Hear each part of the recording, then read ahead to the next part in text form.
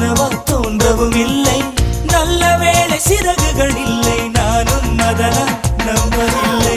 நெற்றி என்ற மேடையிலே ஒற்றை முடியை ஆடவிட்டாள்.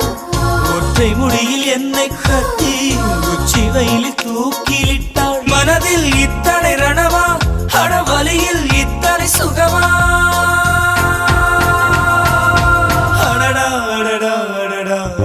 பார்த்தேன் பார்த்தேன்